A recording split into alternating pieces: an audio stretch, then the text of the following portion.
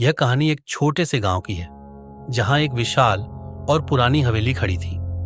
गांव वाले कहते थे कि वह हवेली भूतिया है, लेकिन कोई भी उस बारे में ज्यादा बात नहीं करता था। उस हवेली को देखकर डर के मारे लोग अपने घरों से बाहर नहीं निकलते थे, खासकर रात के समय।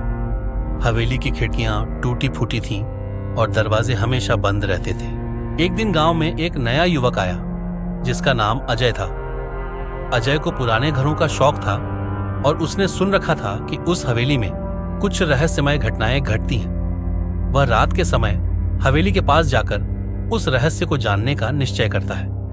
रात के करीब 12 बजे अजय ने हवेली का रुख किया।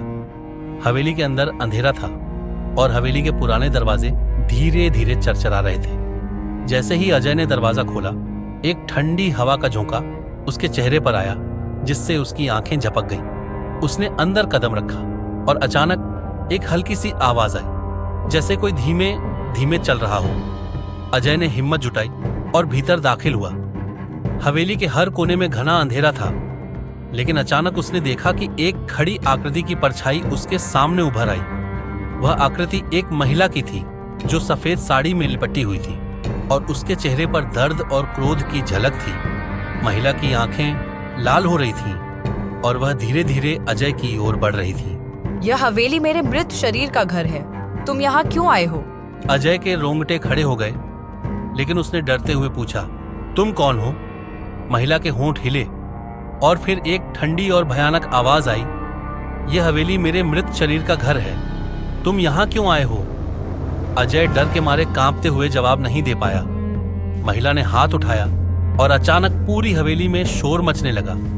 खिड़कियों से हवा की तेज झोंकें आने लगी और दीवारें टूटने लगी। एक जबरदस्त आवाज में हवेली का दरवाजा बंद हो गया।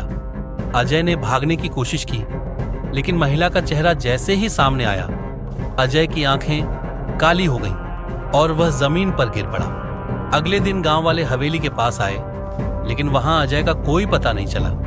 बस हवेली की खिड़की से अजय की डरावनी आंखें उन्हें देखने लगीं। अब हवेली में और अधिक डरावनी घटनाएं होने लगीं और कोई भी उस ओर झांकने की हिम्मत नहीं करता। कहानी यहीं खत्म होती है, लेकिन लोग कहते हैं कि अजय की आत्मा अब भी हवेली में बसी हुई है और वह उस महिला के साथ बंधी हुई है।